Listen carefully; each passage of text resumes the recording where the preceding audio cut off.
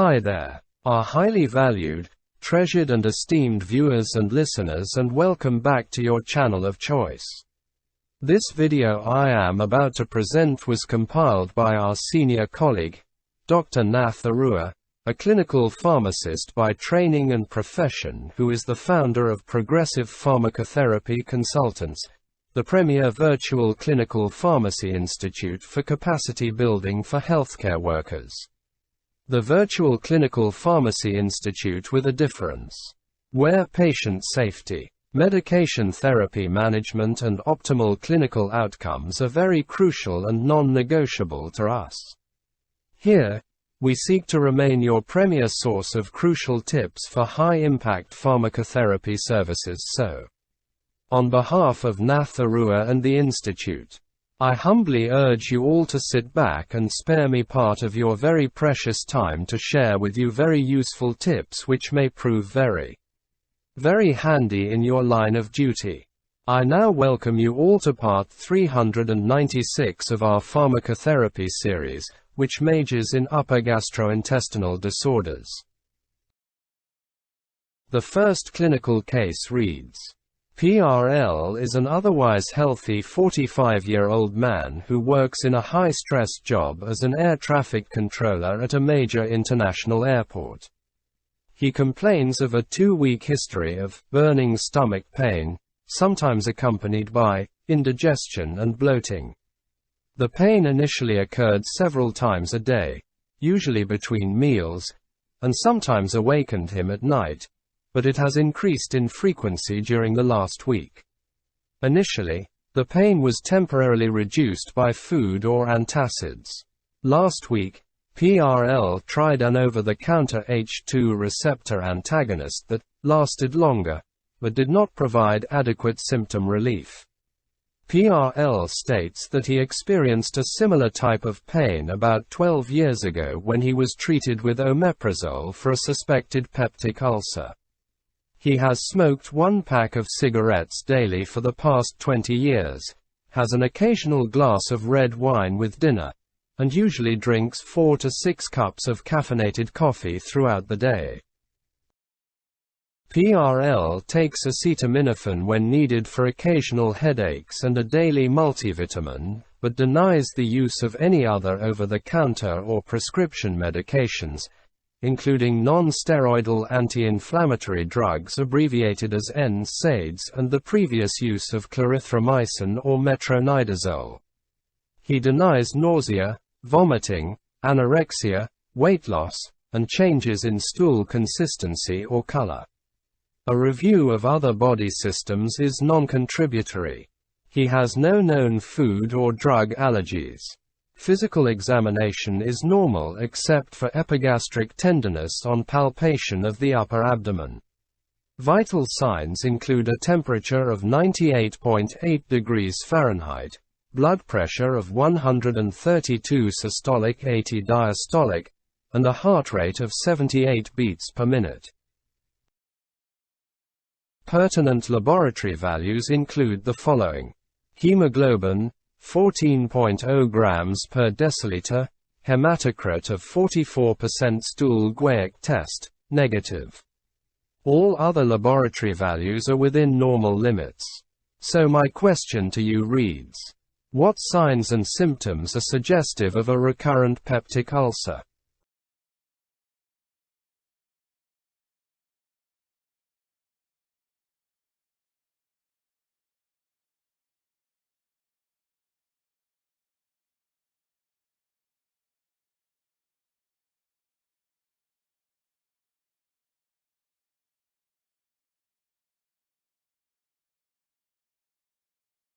The diagnosis of peptic ulcer disease cannot be made based on symptoms alone and requires visualization of the ulcer crater because the symptomology, severity of pain, and timing of the pain, e.g., seasonal, intermittent, or pain-free periods lasting from weeks to years, can differ for each patient and encompass a wide variety of complaints.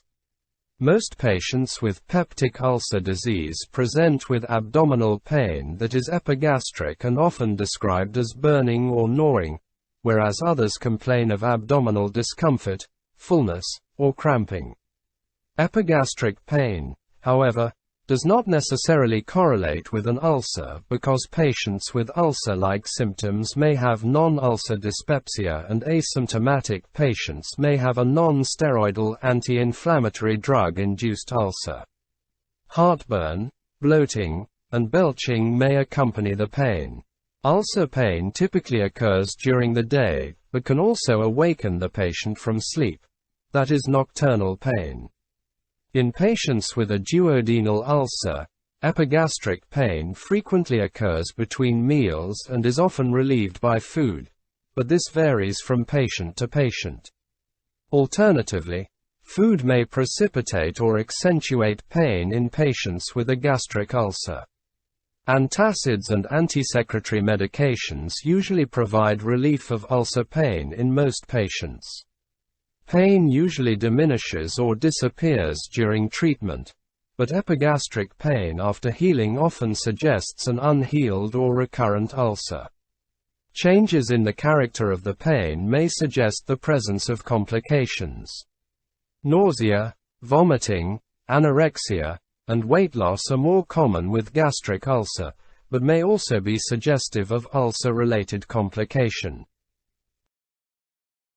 PRL underwent esophagogastroduodenoscopy, abbreviated as EGD, which revealed a single 0.5 cm ulcer in the duodenal bulb.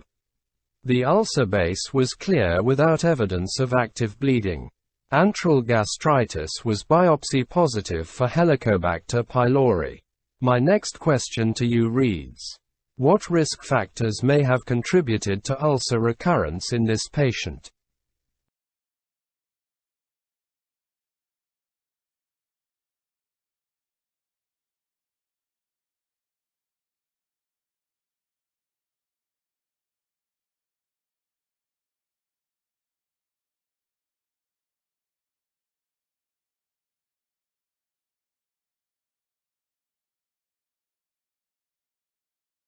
PRL indicates that he had a similar type of abdominal pain about 12 years ago, and he was treated with omeprazole for a suspected peptic ulcer. When conventional anti-ulcer therapy, e.g., proton pump inhibitor, is discontinued after ulcer healing, the ulcer tends to recur.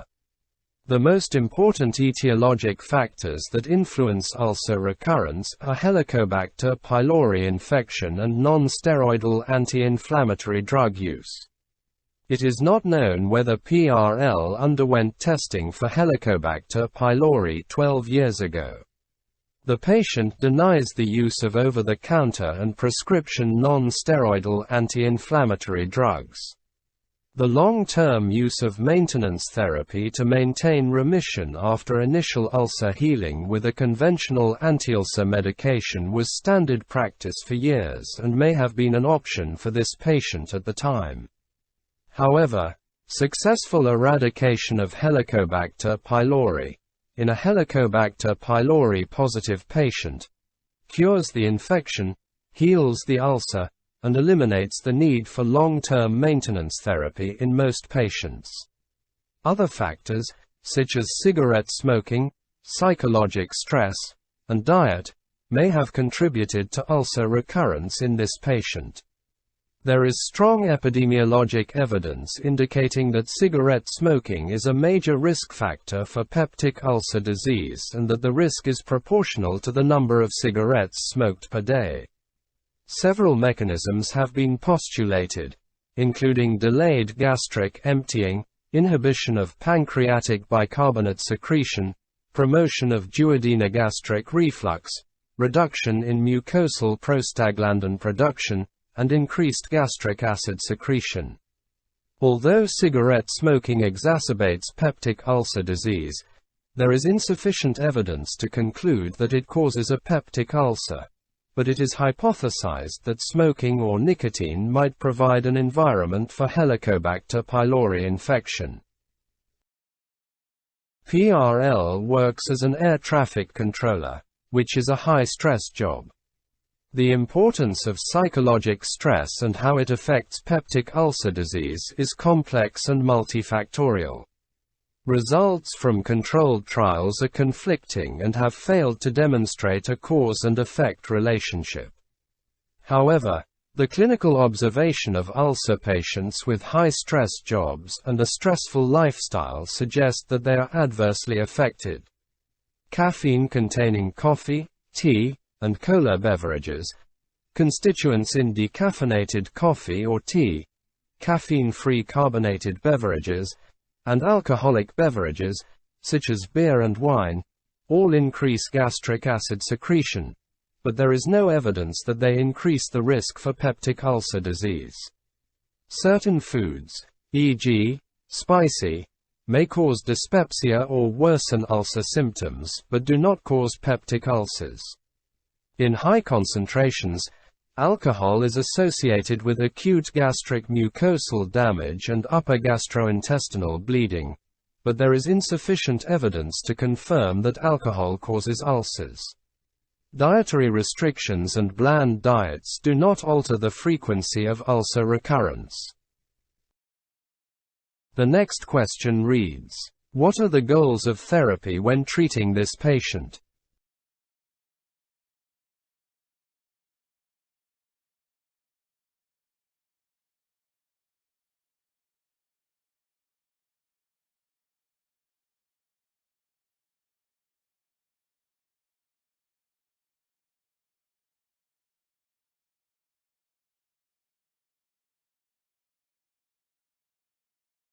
The goals of therapy in a Helicobacter pylori positive patient with an active ulcer, a previously documented ulcer, or a history of an ulcer-related complication are to render the patient asymptomatic, heal the ulcer, eradicate the infection, and cure the disease.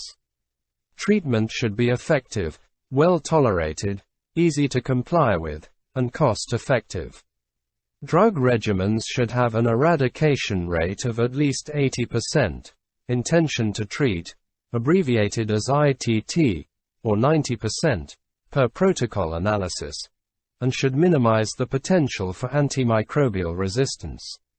The use of a single drug, antibiotic, bismuth salt, or antiulcer, does not achieve this goal. 2 drug regimens, proton pump inhibitor and amoxicillin or clarithromycin, are not recommended in the United States because of low and variable eradication rates and because of the inclusion of only one antibiotic. The next question reads, what factors should be taken into consideration when selecting a first-line eradication regimen? What are the therapeutic options for first-line Helicobacter pylori eradication in the United States? Which is the preferred Helicobacter pylori eradication regimen for PRL?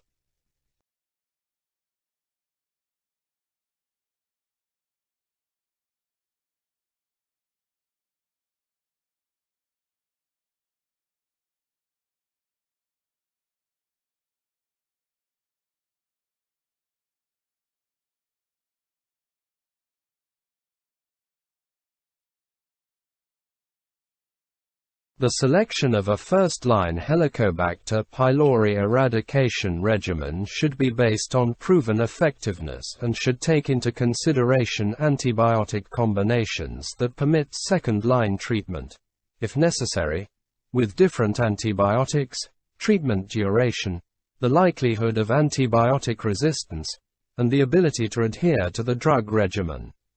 The antibiotics that have been most extensively studied in the United States and found to be effective in various combinations include clarithromycin, amoxicillin, metronidazole, and tetracycline. Current treatment guidelines in the United States and Europe recommend 2 first-line eradication therapies for patients with a Helicobacter pylori positive peptic ulcer. Standard proton pump inhibitor-based 3-drug regimens are a proton pump inhibitor or H2RA bismuth-based 4-drug regimen. Despite these recommendations, There are recent concerns about the efficacy of these regimens because of declining eradication rates thought to be related to antibiotic resistance, particularly with clarithromycin, and the potential for non-adherence, especially with bismuth quadruple therapy. Controversy exists as to whether standard proton pump inhibitor triple therapy, in its present form, should remain as first-line treatment in the United States. Some clinicians believe that sequential therapy should replace the standard proton pump inhibitor-based 3-drug regimens because of superior eradication rates, or that the bismuth-based 4-drug regimen should be used exclusively as first-line treatment. Others believe that more robust clinical trials involving a broader range of patients is needed before sequential therapy replaces the standard proton pump inhibitor 3-drug regimens in the United States, and that medication adherence remains problematic with bismuth quadruple therapy. The most recommended treatment for Helicobacter pylori infection in the United States has been the standard proton pump inhibitor-based 3-drug regimen. When combined with a PPI and clarithromycin, the inclusion of amoxicillin or metronidazole provides similar eradication rates. Amoxicillin is usually preferred initially because it is associated with little or no bacterial resistance, has fewer adverse effects, and leaves metronidazole as an option for second-line therapies. However, recent data suggest that eradication rates with traditional proton pump inhibitor triple therapy have been declining during the last decade from greater than 90% to 71% in the United States and down to 60% in Western Europe. Various strategies have been undertaken to enhance eradication rates, including lengthening treatment duration and increasing the antibiotic or anti-secretory drug dosages. The recommended duration of treatment in the United States is 14 days, even though international guidelines recommend 7 to 10 days. The superiority of the 14-day regimen over a 7-day or 10-day treatment course has been confirmed and is less likely to be associated with antimicrobial resistance.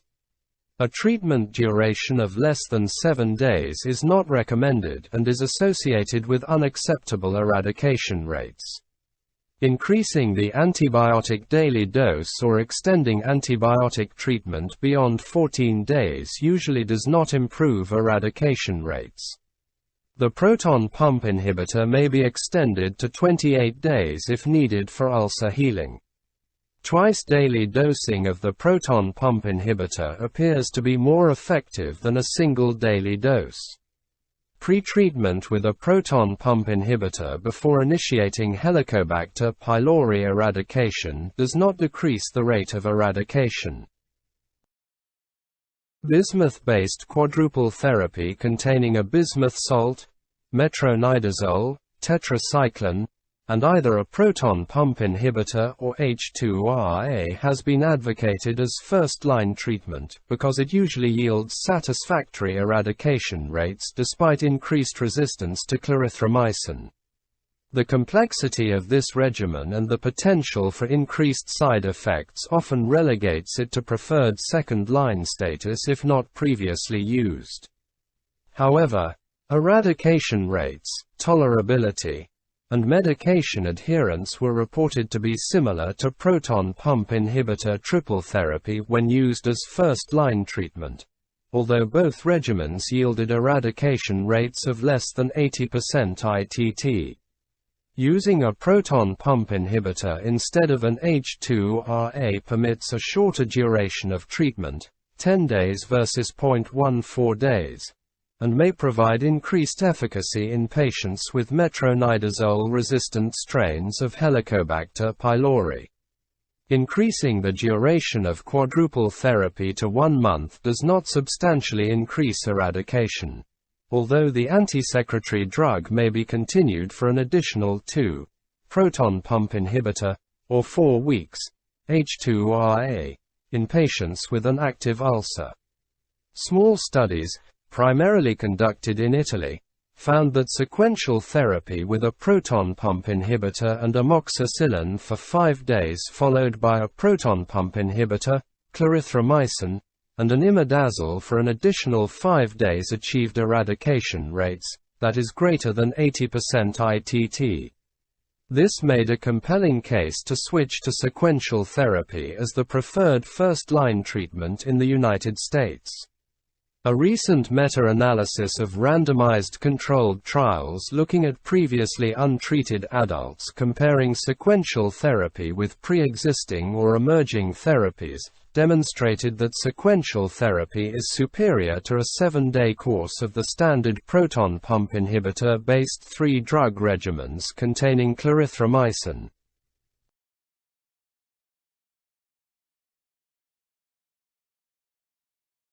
However, sequential therapy was not superior when compared with standard 3-drug regimens for therapy lasting 10 to 14 days. An increased efficacy has also been reported with sequential therapy in patients with clarithromycin-resistant Helicobacter pylori strains. The rationale for sequential therapy is to initially treat the patient with antibiotics that rarely promote resistance, e.g., amoxicillin, to reduce the bacterial load and pre-existing resistant organisms, and then to follow with different antibiotics to eradicate the remaining organisms. Although the precise mechanism for the success of sequential therapy is uncertain, the increased efficacy may be related to the number of antibiotics to which the organism is exposed. In addition, sequential therapy is more complex than standard proton pump inhibitor triple therapy because it requires a mid-course change in medications. Lastly, sequential therapy has not been adequately compared with standard triple therapy containing a proton pump inhibitor clarithromycin metronidazole or bismuth-based quadruple therapy in the United States. The therapeutic options available for the eradication of Helicobacter pylori should be carefully considered in each individual patient. The proton pump inhibitor amoxicillin clarithromycin regimen is an acceptable first-line management strategy for PRL, because he has not previously received clarithromycin and has no known allergies to penicillin. Post-treatment testing should be considered, but may not be necessary if PRL remains asymptomatic. Although sequential therapy may overcome clarithromycin resistance, it is unclear, at this time, whether it would provide any increased benefit in this patient. So there you have it. Our highly esteemed viewers and listeners, that brings us to the end of this video. If it benefited you in any way, kindly remember to give it a thumbs up, to like it and to share it widely with your peers. Please leave your comments at the bottom. And if you haven't yet done so, I humbly urge you to subscribe to our YouTube channel. On behalf of our senior colleague, Dr. Nath Arora, I would like to promise you all that the very, very best is yet to come. Thank you very much for viewing this video. I sincerely appreciate your partnership, continued support and kind collaboration. We look forward to interacting with you in the next video, which will be part 397.